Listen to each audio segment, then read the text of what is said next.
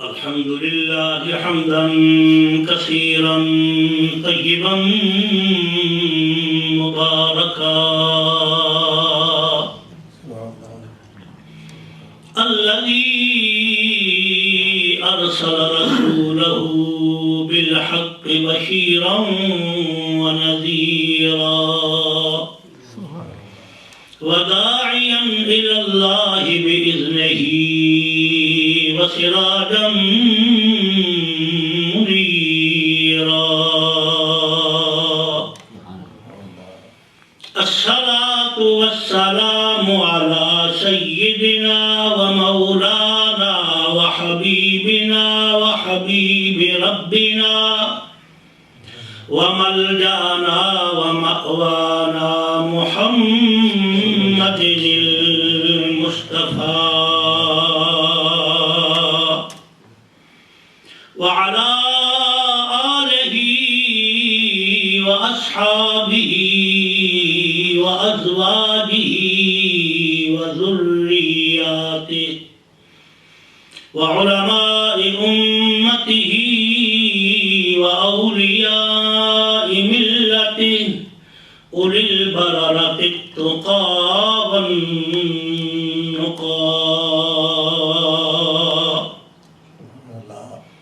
أما بعد فأعوذ بالله من الشيطان الرجيم.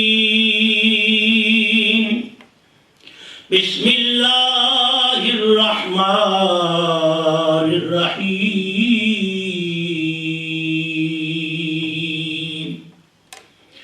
يا أيها النبي حرض المؤمنين على القتال إن يكن منكم 20 صابرون يغلبوا 200 وإن يكن منكم 100 يغلبوا 1000 من الذين كفروا بأنهم قوم لا يفقهون. الآن خفف الله عنكم وعلم أن فيكم ضعفا فإن يكن منكم 100 صابرة يغلبوا 200 وإن يكن منكم 1000 يغلبوا 2000 بإذن الله والله مع الصابرين. ما كان لنبي أن يكون له أسرى حتى يسخن في الأرض تريدون عرض الدنيا والله يريد الآخرة والله عزيز حكيم. لولا كتاب من الله سبق لمسكم فيما أخذتم عذاب عظيم. فكلوا مما غنمتم حلالا طيبا واتقوا الله إن الله غفور رحيم. صدق الله مولانا العظيم وبلغنا رسوله النبي الأمي الكريم. رب اشرح لي صدري ويسر لي أمري واحلل عقدة من لساني يفقهوا قولي. سبحانك لا علم لنا إلا ما علمتنا إنك أنت العليم الحكيم. حضرات محترم، سورہ الانفال کا درس الحمدللہ شروع ہے اور آج میں نے آیت مبارکہ 65 سے لے کر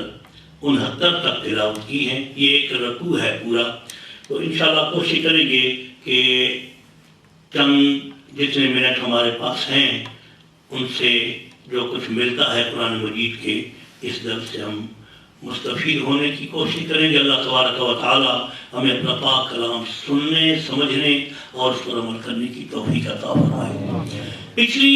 آیات کریمات میں آپ کو یاد ہوگا جنگ بدر کی باتیں ذکر ہو رہی تھی، مال غنیمت کی باتیں ہو رہی تھی، اللہ کے محبوب نبی صلی اللہ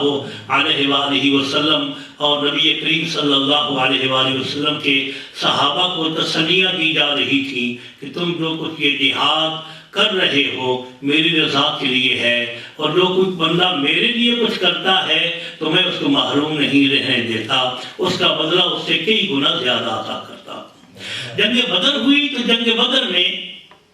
اب میں نے عرض کیا تھا کہ چونکہ صحابہ بڑی تعداد میں تھوڑے تھے، وہاں 1000 بندہ تھا، یہاں 313 تھے، اب ان کے مقابلے کے لیے اللہ نے اپنے محبوب نبی صلی اللہ علیہ وآلہ وسلم کو تسلیاں دی، جس کے نتیجے میں صحابہ اکرام تیار ہو گئے جہاد کرنے کے لیے۔ اب یہاں اللہ تبارک و تعالی ارشاد فرما رہے ہیں، اے محبوب صلی اللہ علیہ وآلہ وسلم، لوگ جو آپ کے غلام ہیں وہ اپنی طاقت دیکھتے ہیں اور دشمنوں کو دیکھتے ہیں، محبوب آپ کا کام یہ ہے انہیں تسلی دیتے ہوئے اللہ کی رضا کے لیے جہاد کرنے کے لیے ہمیشہ تیار رہنے کے لیے کہیے۔ پچھلی آیات میں یہ تھا کہ مومنوں تمہیں ہر وقت جہاد کا سامان تیار رکھنا چاہیے، دشمن کسی وقت بھی تم پر حملہ کر سکتا ہے، لہذا ایسا تیار رہو کہ ان کو دور سے پتہ چل جائے کہ ہم یہ مسلمان بڑے تگڑے ہو گئے ہیں، اگر ہم ان پر کوئی حملہ کریں گے تو ہمیں بڑی سزا ملے گی۔ میں نے پچھلے درس میں اس کی کئی مثالیں عرض کی تھی۔ یہاں رب العالمین ارشاد فرما رہا ہے، اے محبوب صلی اللہ علیہ وسلم، یا ایھا النبی حرض المؤمنین علی القتال، اے محبوب مومنوں کو جہاد کی ترغیب دو، رغبت دلانا، کسی کو کسی کام کے لیے تیار کرنا، اور تیار کرنے کے لیے اس کے مختلف طریقے ہیں تیار، کسی کو ترغیب دینی ہو، اس بندہ جو آگے جس کو تیار کرنا ہے کسی کام کے لیے، اس کا جو سٹیٹس اور معیار ہوتا ہے اس کے مطابق اس کو تیار کرنا پڑتا ہے۔ اللہ کریم جل جلالہ نے صرف وہی لفظ استعمال کیا، حرض المؤمنین علی القتال، اے محبوب صلی اللہ علیہ وآلہ وسلم مومنوں کو قتال اور جہاد کے لیے ترغیب دو، رغبت دلاؤ۔ اب کسی کام کو تیار کرنے کے لیے کسی کو ترغیب دینی ہو تو اس کا طریقہ کیا ہے؟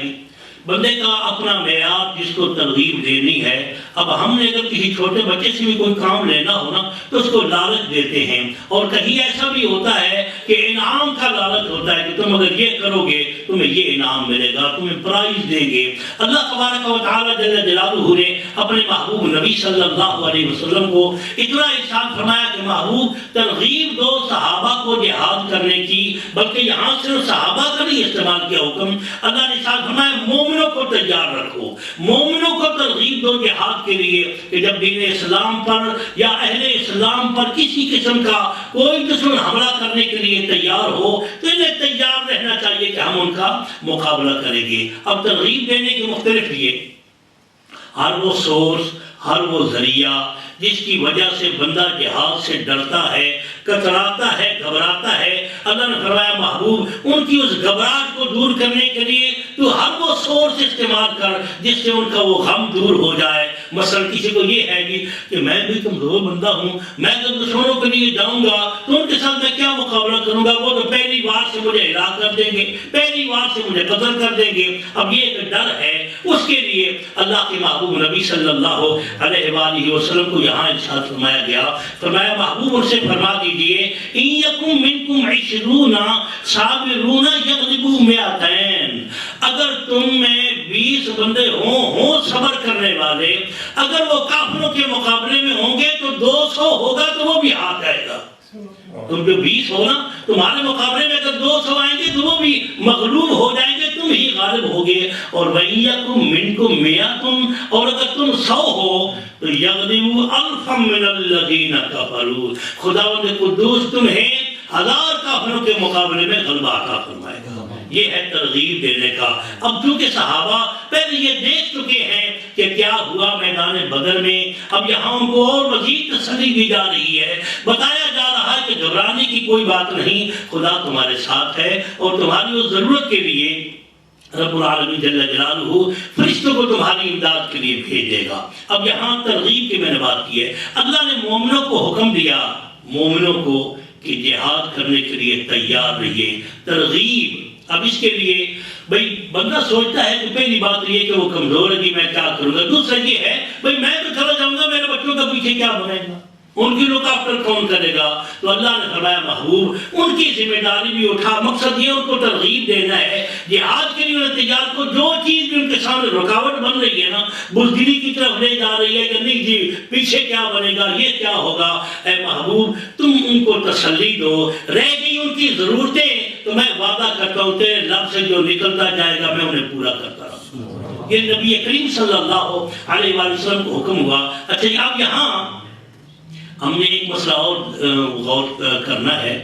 اللہ نے نبی کو فرمایا صلی اللہ علیہ وآلہ وسلم کہ مومنوں کو ترغیب دو جہاد کرنے کی، اور اگر کوئی جہاد سے روکنے کی ترغیب دے رہا ہو تو بندہ کون ہوا؟ وہ نبی کا دشمن ہے۔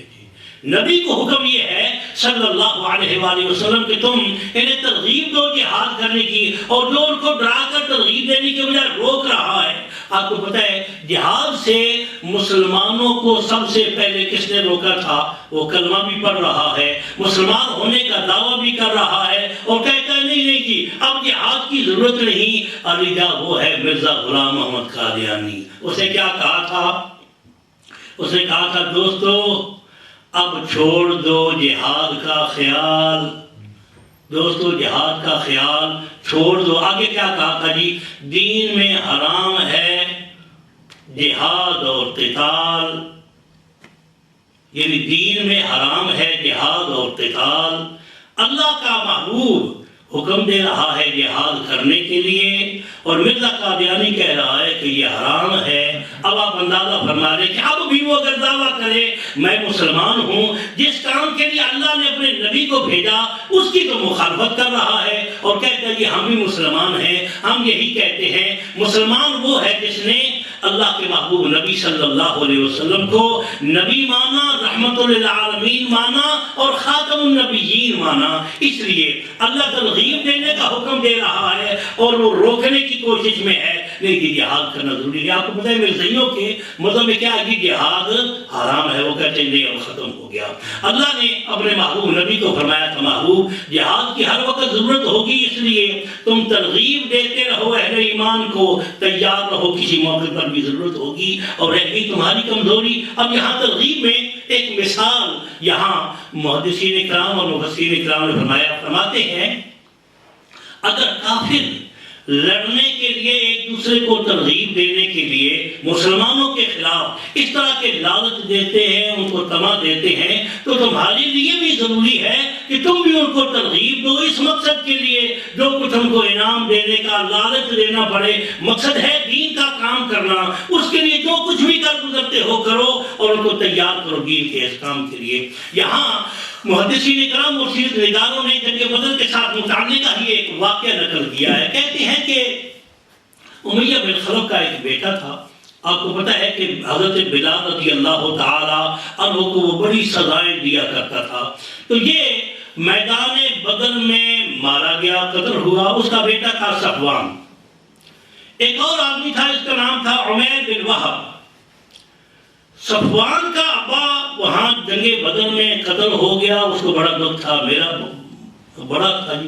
آپ کو پتہ ہے کہ صحابہ اکرام رضوان اللہ علیہم اجمعین نے 70 بندے ان کے قتل کیے تھے اور وہ بڑے بڑے سردار، میں نے کیا امیہ بن خلف بھی انہی میں ہے اور ابو جہل بھی انہی میں ہے۔ اچھا دوسرا عمیر بن وہب، یہ دونوں آپس میں دوست تھے، ایک جگہ پہ اکٹھے ہوئے تو کہتے بات یہ ہے تیرا پیو مر گیا اور میرا بیٹا انہوں نے قیدی بنا دیا، اب میرا بس نہیں چلتا، عمیر کہتا ہے صفوان کو، میرا بس نہیں چلتا، اگر میرا کوئی بس چلتا ہوتا تو میں یقیناً محمد صلی اللہ علیہ وآلہ وسلم سے اپنے بیٹے کا اور تمہارے باپ کا بدلہ لے لیتا۔ صفوان کہتا ہے تمہیں پرابلم کیا ہے؟ کہتا ہے ایک تو میں بہت زیادہ مقروض ہوگی، میرے اوپر قرضہ ہے، دوسرا یہ ہے کہ اگر میں چلا جاؤں وہاں مجھے کچھ بھی ہو جائے تو میرے بچوں کا کیا بنے گا؟ اب صفوان نے اس سے وعدہ کیا، اسے کہا کہ میں قسم دیتا ہوں تم مدینے چلے جاؤ اس مقصد کے لیے کہ تم نے حضور صلی اللہ علیہ وسلم کو شہید کرنا ہے، اور تمہارے رہ گئے بال بچہ ان کی ذمہ داری بھی جب تک میں زندہ ہوں ان کا پیٹ میں پالتا رہوں گا اور ان کا اپنا کروں گا، اور رہ گیا یہ کہ تیرا قرضہ وہ بھی میں وعدہ کرتا ہوں کہ میں قرضہ بھی تیرا ادا کر دوں گا، یعنی ایک ایگریمنٹ ہو رہا ہے۔ اب اللہ کریم جل جلالہ بتا رہے ہیں اگر کفر کے مقابلے میں تم مسلمانوں نے ان کا مقابلہ کرنا ہے تو تمہیں بھی اس طرح کرنا چاہیے، دوسرے مسلمانوں کو ترغیب دینے کے لیے ان کی ذمہ داریاں اٹھاؤ، تو یہ کام کر یا تیرا یہ کام گھر والا جو ہے اس کو میں سنبھالوں گا۔ اچھا اب ہوا بڑا عجیب، عمیر نے گھر سے تیاری کی، تلوار کو تیار کیا، تیز کیا، اس کو زہر میں بجھایا، یہ ایک پہلے کہ تلوار وہ تیز ہے، دوسرا یہ ہے کہ اس میں رواج یہ ہوتا تھا کہ تلوار کو وہ زہر لگاتے تھے، بار بار پھر گرم کی زہر لگائی پھر، تاکہ دونوں قسم کے اثر ہوں اس بندے پر جس کو تلوار سے وار کیا جائے، جس کو مارا جائے۔ عمیر نے تلوار لی، مدینہ منورہ کی طرف روانہ ہو گیا، مسجد نبوی شریف کے سامنے گیا، وہاں جا کر اونٹ بٹھایا۔ اتفاق سے عمر فاروق رضی اللہ عنہ کی نظر پڑ گئی تو کہتے ہیں یا رسول اللہ صلی اللہ علیہ وسلم، عمیر آیا ہے بدمعاش بندہ ہے، خیر نہیں ہے، کوئی گڑبڑ کرے گا، تلوار بھی اس نے لٹکائی ہوئی ہے اپنے گلے میں۔ اچھا تو حضور نے کہا فرمایا کوئی بات نہیں، اس کو لے آؤ میرے پاس۔ عمیر کو حضرت عمر فاروق رضی اللہ عنہ نے پکڑا، چلا ہے حضور کی بارگاہ میں، نبی کریم صلی اللہ علیہ وسلم کی بارگاہ میں گئے، حضور پوچھے عمیر کیسے آئے ہو؟ کہتے ہیں میرا بیٹا قیدی ہے تو میں آپ سے کوئی بات چیت کرنے آیا ہوں کہ میرے بیٹے کا کوئی نہ کوئی حل نکال کر اس کو رہا کر دو۔ تو سرکار نے ارشاد فرمایا اگر بیٹے کی رہائی کا میرے ساتھ کوئی مسئلہ کرنا ہے تو یہ تلوار لے کر آنے کا مطلب کیا تھا؟ وہ کہتے ہو کہ اصل میں چونکہ بیٹا تھا نا، اولاد بڑی پیاری ہوتی ہے تو میں یاد ہی نہیں رہی کہ تلوار میرے گلے میں ہے، تو جیسا میں تھا ایسے ہی میں آ گیا۔ تو سرکار صلی اللہ علیہ وآلہ وسلم کیونکہ ابتدا میں اللہ نے کیا فرمایا، اے نبی یا ایھا النبی، اچھا کہ اب نبی یہ عربی کا لفظ ہے، تو عربی میں نبی کا معنی کیا ہے؟ یہ جس کو ہم نبی کہتے ہیں عربی زبان کا لفظ ہے، اس کا معنی کیا ہے؟ نبی کا معنی ہے غیب کی خبریں بتانے والا۔ قیامت کو اللہ نے اسی لیے نبأ کہا ہے، عَمَّ يَتَسَاءَلُونَ عَنِ النَّبَإِ الْعَظِيمِ، نبأ غیب کی خبر کو کہتے ہیں، اور جو غیب کی خبر دیتا ہے عربی میں اس کو نبی کہتے ہیں۔ اس لیے یاد دوستوں نے بہت سے لوگوں نے جب قرآن مجید کا ترجمہ کیا نا تو نبی کا ترجمہ نہیں کیا جی، صرف ایک ہے امام احمد رضا خان محدث بریلوی رحمۃ اللہ علیہ، جب انہوں نے ترجمہ کیا نا تو فرمایا یہ بڑا ظلم ہے جی، بھائی نبی بھی عربی کا لفظ ہے، اگر باقیوں کا ترجمہ کرنا ہے تو نبی کا ترجمہ نہ کرنے کا مطلب کیا ہے؟ کیوں؟ اس سے ان کے عقیدے پر زرد آتی تھی کہ نبی کا معنی ہے غیب کی خبریں بتانے والا، تو جب کوئی جانے کا نہیں غیب کو بتائے گا کیسے؟ اس لیے نبی کا معنی ہے غیب کی خبریں دینے والا۔ اعلیٰ حضرت نے ترجمہ کیا تاکہ لوگوں کو پتہ چل جائے ہم جس نبی کا کلمہ پڑھتے ہیں وہ غیب کا علم رکھتا ہے، لوگوں کو بتاتا ہے۔ یا ایھا النبی، اے غیب کی خبریں بتانے والے نبی صلی اللہ علیہ وسلم۔ حضور نبی کریم علیہ السلام نے ساتھ فرمایا عمیر آئے ہو تم بیٹے کی رہائی کے لیے تلوار لے کر آئے ہو، کہتے ہو میں بھول گیا ہوں، تو وہ ہجر میں وہاں دو پہاڑیوں کے درمیان ایک دو جگہ بنی ہوئی تھی، وہاں صفوان کے ساتھ کیا باتیں ہو رہی تھی، سبحان اللہ، یہ صفوان کے ساتھ کیا باتیں ہو رہی تھی؟ میں نے اس کو بتایا تھا کہ میں جا رہا ہوں اپنے بیٹے کی رہائی کے، نہیں کچھ اور بھی بتایا تھا۔ اچھا اگر پھر آپ کو پتا ہے تو آپ بتا دیں۔ تو نبی کریم صلی اللہ علیہ وآلہ وسلم نے ارشاد فرمایا کہ تیرے ساتھ اس کا یہ ایگریمنٹ ہوا تھا کہ اس تیرے بال بچوں کی رکھوالی وہ کرے گا اور تیرا قرضہ وہ اتارے گا، اس کے بدلے میں تو مجھے قتل کرے گا، تو اس مقصد کے لیے یہاں آیا تھا۔ سن لو اللہ حائل بینک و بینی، اللہ تمہارے اور درمیان حائل ہے میرے، تو میرا کچھ بگاڑ نہیں سکتے۔ اب اسے سوچا کہ وہاں تو کوئی بندہ تھا ہی نہیں، جب ہم مشورہ کر رہے تھے، پلاننگ کر رہے تھے، تو کہتا ہے محمد صلی اللہ علیہ وسلم مجھے یقین ہو گیا یہ بات تو صفوان اور میرے سوا کسی کو پتہ نہیں تھی، ہم نے مکہ شہر کے اندر بھی نہیں کی تھی، کہیں دائیں بائیں سے گلی سے گزرتا ہوا کوئی بندہ سن نہ لے یا ہمیں دیکھ نہ لے، اس لیے ہم پہاڑی میں گئے تھے، وہاں جا کر ہم نے باتیں کی، یقیناً یہ بات خود خدا نے تمہیں بتائی ہے اور تم نے جانی ہے، اب آپ کی نبوت کے انکار کرنے کا کوئی مطلب نہیں، مجھے کلمہ پڑھا دو، اشہد ان لا الہ الا اللہ وحدہ لا شریک لہ واشہد ان محمدا عبدہ ورسولہ صلی اللہ علیہ وآلہ وسلم۔ ایمان جو ہے عالیہ، یہ اللہ نے اہل ایمان جن صحابہ کو دیا۔ ابھی زمانے میں کیا ہے، ہم مناظرے کرتے ہیں، کتابوں کا مطالعہ کرتے ہیں، اسٹڈی کرتے ہیں، پھر کہتے ہیں جی ہم نے مطالعہ کیا تو اس کے متاثر ہو گئے اسلام سے لہذا مسلمان ہو گئے، لیکن نبی کریم صلی اللہ علیہ وآلہ وسلم کے زمانہ اقدس میں جب بھی کوئی مسلمان ہوا، یہودی اس لیے مسلمان ہوئے، جو بھی مسلمان ہوا اسے دیکھا کہ اس کتاب میں اس نبی کی بات ہو رہی ہے جو ساری نشانیاں محمد عربی کے اندر پائی جاتی ہیں صلی اللہ علیہ وآلہ وصحبہ وبارک وسلم۔ عیسائی بھی اس لیے مان گئے حضور کو کہ انجیل کے اندر نبی کریم علیہ السلام کی وہ ساری نشانیاں پہلے سے ہی موجود تھیں، اور باقی جو مشرک تھے، مشرکوں نے کب مانا جب بھی آمنہ کے لال کا کوئی معجزہ اور شان دیکھی، انہوں نے کہا ایسی شان والا جھوٹا نہیں، خدا کا نبی ہی ہو سکتا ہے صلی اللہ علیہ وآلہ وسلم۔ اللہ تبارک و تعالی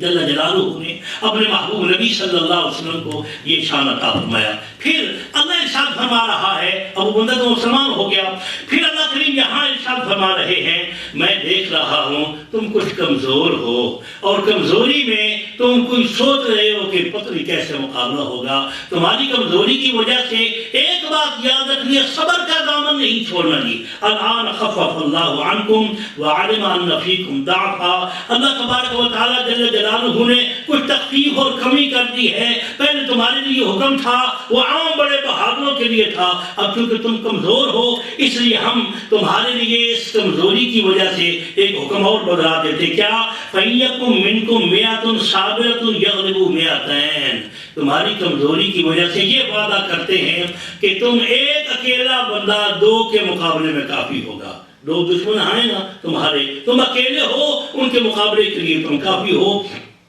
فَإِيَّكُمْ مِنْكُمْ مِئَةٌ صَابِرَةٌ يَغْلِبُوا مِئَتَيْنِ، تم میں 100 ہوگا، دشمنوں کے 200 ہوں گے تو تم اس پر غالب آ جاؤ گے۔ وَإِيَّكُمْ مِنْكُمْ أَلْفٌ يَغْلِبُوا أَلْفَيْنِ بِإِذْنِ اللَّهِ، اور اگر تمہیں صبر، شرط صبر کی ہے جی، اگر تم صبر کرنے والے ہوئے، 1000 تم ہوئے تو اللہ کے حکم سے 2000 کے مقابلے میں تم غالب آ جاؤ گے، اور شرط آگے اللہ نے ارشاد فرمایا کیوں نہ ہو واللہ مع الصابرین، جو صبر کرتے ہیں خود خدا ان کے ساتھ ہو جاتا ہے۔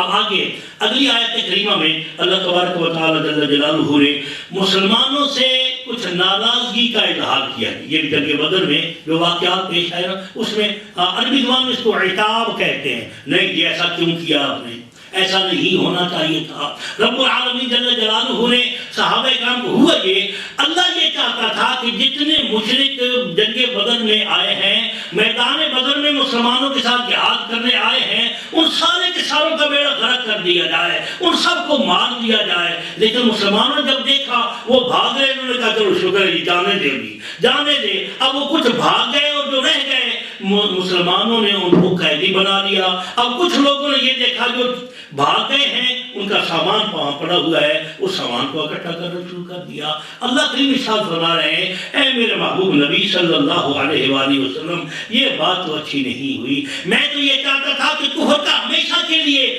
نام مٹ جائے تاکہ اللہ کا دین غالب آ جائے اور ساری دنیا یہ کہے لیظہرہ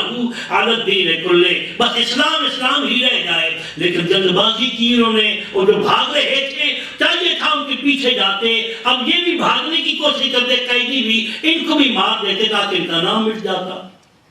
تو چونکہ صحابہ اکرام رضوان اللہ علیہ انہوں نے جب سمجھا کہ ٹھیک ہے جی وہ جا رہے ہیں، بھاگ گئے ہیں، تو جو بچ گئے تھے ان کو پکڑ لیا، وہ قیدی بن گئے۔ اب ٹوٹل 70 بندے قتل ہو گئے تھے اور 70 جو ہے ان کو قیدی بنا لیا گیا تھا۔ اب یہاں قیدی بنانے کے بعد رب العالمین ارشاد فرما رہے ہیں تم نے ان کو قیدی بنا لیا، لیکن اچھی بات نہیں ہے، اور دوسرا یہ فرمایا تُرِيدُونَ عَرَضَ الدُّنْيَا وَاللَّهُ يُرِيدُ الْآخِرَةَ، خدا تو یہ چاہتا تھا تمہاری آخرت اچھی ہو جائے اور تم ان کی مال غنیمت کے چکر میں پڑ گئے۔ اب یہاں اس کو عتاب فرمایا ہے۔ رب العالمین جل جلالہ مخاطب کس کو ہیں؟ نبی کریم صلی اللہ علیہ وآلہ وسلم کو۔ خدا کا ڈائریکٹ عتاب اگر صحابہ پر ہوتا، صحابہ برداشت نہ کر سکتے۔ دنیا والے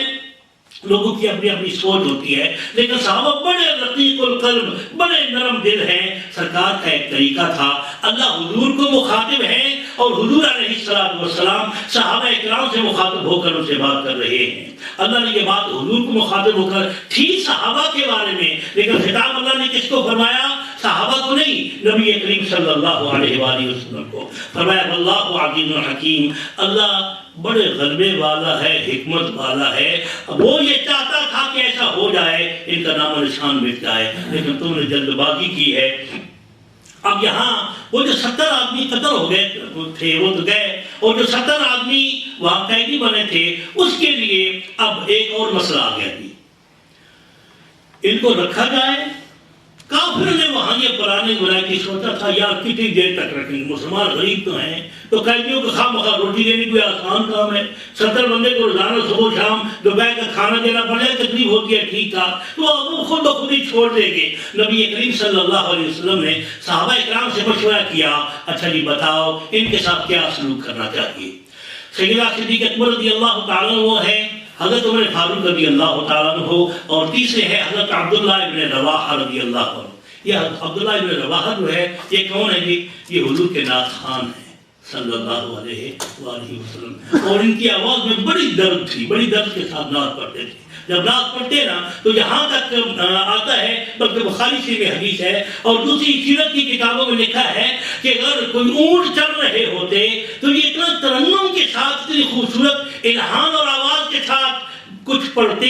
اور اس کی تاثیر یہ ہوتی کہ اونٹ جو ہے وہ بس یوں مست ہو جاتے، اب ان کے اوپر جتنا بھار ہے ان کی بھی کوئی پرواہ نہ ہوتی، اور زیادہ کی سپیڈ سے جا رہے ہیں اس کی بھی کوئی پرواہ نہ ہوتی، بس دوڑتے جا رہے ہیں۔ نبی کریم صلی اللہ علیہ وآلہ وسلم پھر فرماتے عبداللہ تھوڑا نرم ہاتھ رکھو، یہ جانور ہیں، اب ان کو ہوش کوئی نہیں ہے کہ کیا ہو رہا ہے، لیکن تھوڑی دیر کے بعد جب تم بولنا بند کر دو گے، پڑھنا بند کر دو گے، پھر تم محسوس ہوگا ٹانگیں درد کرنے لگیں گی، پھر تمہیں پتہ ہی کوئی نہیں چلا۔ یعنی ان کی بڑی اچھی اچھی باتیں ہیں۔ حضرت عبداللہ ابن رواحہ رضی اللہ تعالیٰ کی کبھی موقع ہوا انشاءاللہ پھر عرض کروں گا۔ نبی کریم صلی اللہ علیہ وسلم پوچھا ہاں جی بتاؤ جی کیا سلوک کیا جائے ان کے ساتھ؟ ابو بکر صدیق عرض کرتے ہیں یا رسول اللہ صلی اللہ علیہ وسلم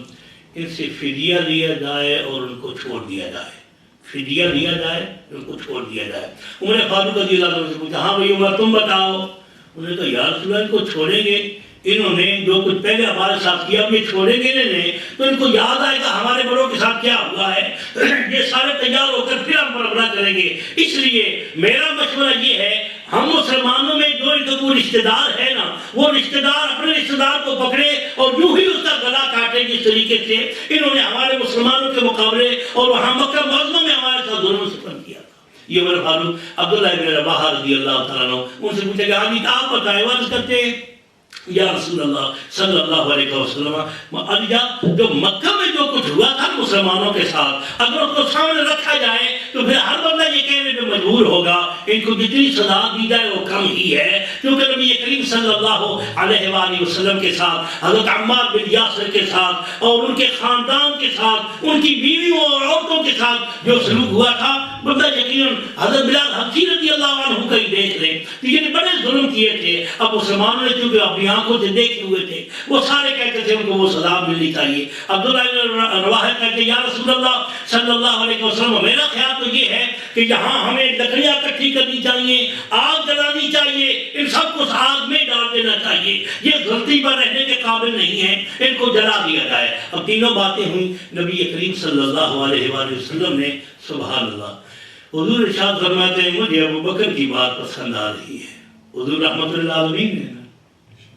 رحمت للعالمین ہیں، اس لیے نبی کریم صلی اللہ علیہ وسلم نے فرمایا مجھے ابو بکر کی بات پسند آئی ہے، چلو پھر بھی چھوڑ دیا جائے۔ ابو بکر صدیق رضی اللہ عنہ کی اب اس کے بعد رب العالمین جل جلالہ نے ارشاد فرمایا اے محبوب صلی اللہ علیہ وآلہ وسلم، یعنی اس وقت اللہ کو بھی بڑا غصہ تھا میرے محبوب کے ساتھ۔ دیکھیے جی صحابہ کرام رضوان اللہ علیہم اجمعین کا اگر کوئی بہت سے واقعات تاریخ میں ہمیں ملتے ہیں کہ بہت سے لوگوں کے ساتھ دوسرے صحابہ کا آپس میں ٹکراؤ بھی ہو جاتا تھا۔ اب بندہ سوچے یار اتنی بڑی شان والا ہے، اب اس کے بارے میں یہ بات کی جائے تو اصل میں سوچنا یہ ہے کہ مسلمان صحابہ پہلے یہ دیکھتے تھے کہ آمنہ کے لال کی سائیڈ کس پر ہے، حضور جس طرف ہوتے صحابہ اس طرف توجہ رکھتے، باقی کوئی پرواہ نہیں کیا کرتے تھے۔ نبی کریم صلی اللہ علیہ وآلہ وسلم نے اس بات کو پسند کیا۔ رب العالمین جل جلالہ نے ارشاد فرمایا محبوب ایسا نہیں چاہیے تھا۔ اب اس کے بعد کیا ہوا؟ سیدنا صدیق اکبر رضی اللہ عنہ بھی رونے لگ گئے، اور حضرت نبی کریم صلی اللہ علیہ وسلم نے بھی خود رونا شروع کر دیا۔ عمر فاروق رضی اللہ عنہ نے ان کو دیکھ کر روتے ہوئے عرض کرتے یا رسول اللہ کیا ہوا؟ صلی اللہ علیہ وسلم حضور نے ارشاد فرمایا بات یہ ہے عمر کہ جو فیصلہ ہم نے کیا ہے اللہ کریم جل جلالہ اس فیصلے پر خوش نہیں ہے، اگرچہ کیونکہ ہم نے کر دیا تھا، اللہ نے فرمایا ہم محبوب تیری ہی مرضی ڈھونڈتے ہیں، تیری جو منشا ہوتی ہے ہم اس کی ہی طلب کرتے ہیں، اس لیے کوئی پرواہ نہیں۔ لیکن حقیقت میں اللہ کو یہ فیصلہ پسند نہیں آیا تھا، وہ اتنے اللہ کی دشمن ہے کہ اللہ چاہتا تھا کہ ان کو ختم کر دیا جائے۔ اب یہاں نبی کریم صلی اللہ علیہ وآلہ وسلم کے اس فیصلے پر یعنی وہ جو 18 کے فدیہ دیں اور رہا کر دیا جائے، خدا کے عالم جل جلالہ نے رضامندی کا اظہار کیا۔ اب ان سے لیا کیا جائے گی؟ وہ کچھ لوگ تو وہ ہیں جن سے فدیہ لیا جائے اور ان کو درہم و دینار دے کر چھوڑ دیا جائے، لیکن کچھ ایسے بھی تھے جن کے پلے کچھ نہیں، ان کا کیا بنے گا؟ اب اس کے لیے طے یہ ہوا کہ یہ ہر بندہ ہر قیدی 10 مسلمان بچوں کو لے ان کو لکھنا پڑھنا سکھا دے تو ہم اس کو رہا کر دیں گے۔ یعنی علم کی اتنی قدر نبی کریم صلی اللہ علیہ وآلہ وسلم نے مسلمانوں کو بتائی ہے۔ فرمایا جس کو نہیں دے سکتا فدیہ تو ٹھیک ہے نہ دے، ہمارے جو بچے ہیں ان کو لکھنا پڑھنا سکھا دے۔ اب اس کے بعد ایسا ہی ہوا، بہت سے مسلمانوں کے بچوں نے کافروں سے تعلیم حاصل کی اور یوں رب العالمین جل جلالہ نے ان کو رہائی دی، اور بالآخر یہ ہوا سرکار کی رحمت اللہ علیہ کام آئی تو جن کو اللہ کے محبوب نے آزاد کیا تھا کچھ اسی دن مسلمان ہو گئے، اور کچھ جب مکہ فتح ہوا تو اللہ نے ان کو ایمان کی دولت عطا فرمائی۔ حضور کی نگاہ جو ہے وہ بڑی وسیع ہوتی ہے۔ اب یہ تھا کہ مسلمان پریشان تھے کہ اللہ نے ہم سے ناراضگی کا اظہار کیا کہ تم نے چھوڑا کیوں کافروں کو۔ اب ان کا جو مال غنیمت ہے اس کے بارے میں اللہ یہ ارشاد فرما رہا ہے کہ تم تريدون عرض الدنیا، تم دنیا کے چکر میں پڑے ہوئے ہو، یہ پیسہ اور یہ جو کچھ یہاں مال پڑا ہوا تھا ان کو اکٹھا کرنے لگا تو یہ ناراض ہو گئے، خدا ناراض ہوا، اس کا مطلب یہ ہے کہ ہم پر یہ حرام ہو جائے گا، اب ہمارے غنیمت کھا نہیں سکتے۔ لیکن رب العالمین جل جلالہ جب راضی ہو گئے اپنے محبوب علیہ السلام والسلام کی منشا کے مطابق پھر ارشاد فرمایا وَلَوْلَا كِتَابٌ مِّنَ اللَّهِ سَبَقَ لَمَسَّكُمْ فِيمَا أَخَذْتُمْ عَذَابٌ عَظِيمٌ فَكُلُوا مِمَّا غَنِمْتُمْ حَلَالًا طَيِّبًا وَاتَّقُوا اللَّهَ إِنَّ اللَّهَ غَفُورٌ رَحِيمٌ۔